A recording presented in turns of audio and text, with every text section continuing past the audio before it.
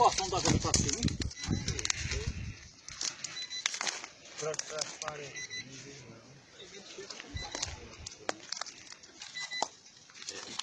É grande essa porra, viu?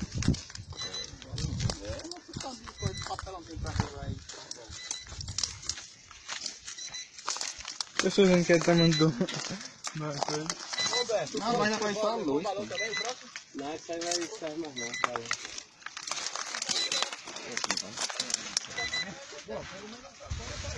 Lona tem muita ainda, cara. Lona e lona pra quem quiser aí. Quero só da cor. Ah, você tá botando no caminhão, ó. Isso aí não serve pra gente. Alguém tem uma faca aí na cinta? Vamos ver se nós tira direito aqui. Até pra lá esse bicho pra lá. Vamos puxar ele pra lá? Quero só a corda. Vamos puxar ele pra lá? Vamos tirar ele pra aqui. So you still believe in satellites, do you? Could Russia be planning an attack on undersea cables that connect global internet? Russian ships and submarines lurking near undersea cables that carry almost all of the world's internet. The Cold War was a classic Hegelian dialectic. Google and Facebook join forces on undersea data cable. The network of deep-sea Pacific Rim cables that help connect the web and keep it global is about to get bigger, with a little help from Google and Facebook. The deep-sea Pacific Light Cable Network will stretch across the Pacific Ocean between Hong Kong and Los Angeles. The cable will use new fiber optics to transmit large quantities of data, forming the first direct deep-sea cable network between the two cities. Normal fibers transmit data on the C band. The new fibers will send data in both the C and L bands, which developer TE Subcom says effectively doubles the bandwidth available. The cable will be able to handle up to 120 terabits per second.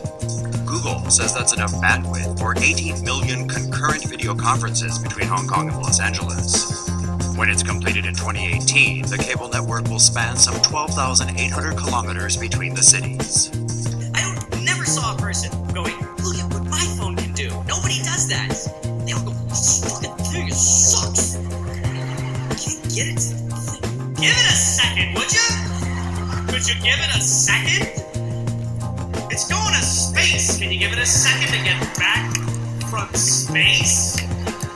Is the speed of light too slow for you, you non-contributing product sponge cunt? Can you just wait? Can you just take a little breath?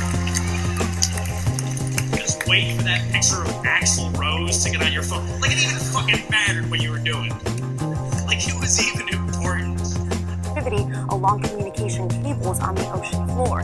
Wiretapping or cutting the cables altogether could have far-reaching and disastrous consequences. So we wanted to know just how much damage could Russia do by cutting undersea cables. First off, chances are high you're watching this video thanks to undersea cables, especially if you live outside of the United States. Undersea cables deliver up to 99% of international communications. The other 1% is served by satellites, but they are considerably slower. Served by satellites, but they are considerably slower. The other 1% is served by satellites, but they are considerably slower. Reportedly 278 cables in service, connecting every continent on Earth besides Antarctica.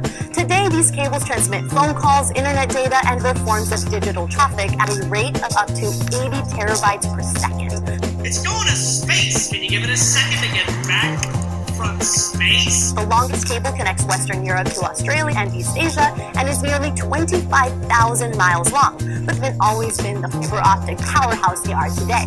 The first submarine cables were laid in the 1850s and used to transmit telegrams. Over the past century and a half, those lines have been repeatedly upgraded and repaired to connect the world and provide the base for a more global community. The problem is that because these cables are thousands of miles and run across the ocean floor, it's almost impossible to keep an eye on them, which is why the U.S. is so concerned about Russia's activities. Of course, cutting an important cable would be difficult to deal with, but not unsolvable. Cables are regularly damaged accidentally by passing ships, broken by earthquakes, and even torn open by sharks. In 2007, more than 50 repairs were made in the Atlantic Ocean alone. Still, during the Cold War, Russia was repeatedly accused of intentionally breaking communications cables. This would have been in violation of the Convention for Protection of Submarine Telegraph Cables. This 1884 treaty made it illegal to damage undersea cables and even provided a way for ships which inadvertently snagged a cable to seek compensation for a lost anchor or fishing net. But what the U.S. may fear more than Russia cutting a cable is Russia wiretapping it. This fear is so great because the U.S. already did exactly that to Russia in the early 1970s. The project, codenamed Operation Ivy Bells, saw the National Security Agency successfully place a listening device on a Russian undersea cable. It stayed in place for nearly a decade, monitoring sensitive communication. Undersea cables are integral to modern-day communications. In 2008, damaged cables cut off internet access for 75 million people in the Middle East. Last time I checked, I'm not supposed to get my computer wet. Second, if you asked me how the internet travels from continent to continent, I would have said satellites or lasers. Or honestly, I probably would have just said the internet. And what happened to the cloud? It's going to space. None of us are going to change you. You're going to believe what you want to believe. But don't you think it's a little peculiar how we still need these cables when we supposedly have all these satellites hovering around us in the sky and all these drones and everything like that? It's all bullshit. It's not real. What don't you understand about it? If you do see something out there, it's probably a hot air balloon, or it's a helium balloon that was put up there and it's just traveling the trade winds, you know? You know, they give you a trajectory that it's going to go by, but whatever. They know where the trade winds are going. You know, they're gonna give you a tracking coordinates. But who's to say the trade winds ain't as consistent as other things in nature, like the Yellowstone geyser? You know, they know the exact time that it's gonna erupt. What was it called? Old Faithful. It was so predictable. Wake up. Like, you need to smoke some serious pot to believe half the shit they tell you. Think of it this way. At 5 feet, you drop something, it hits the ground. At 100 feet, you drop something, it will hit the ground. At 1,000 feet, you drop something, it'll hit the ground.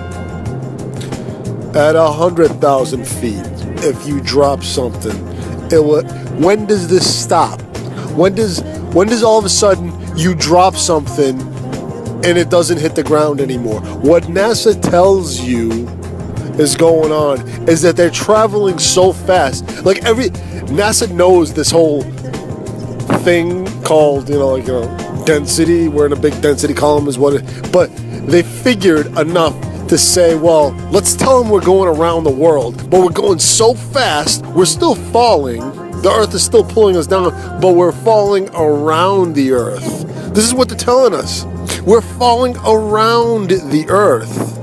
This is the textbook definition of an orbit.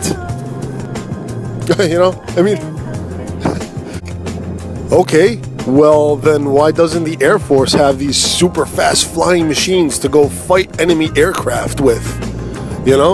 How come the Air Force can't go 17,500 miles an hour? Why can't they do it? Right? Because they didn't smoke enough pot. That's why. You need to smoke pot in order to be able to achieve this kind of thing inside your head. What is the matter with you flat earthers? What are you trying to prove? I'm trying to collapse the myth. You don't get it. So we can start brand new. It's all bullshit. We start brand new, we start from scratch, but we start right. Everybody you know is living a lie. You've been put on this earth to feed your soul. Turn your life into a big rat race. And the culture we live on is based upon standing on each other's shoulders and kicking each other's teeth in. You celebrate the least among you. Take a look around you. Everybody worships a football game.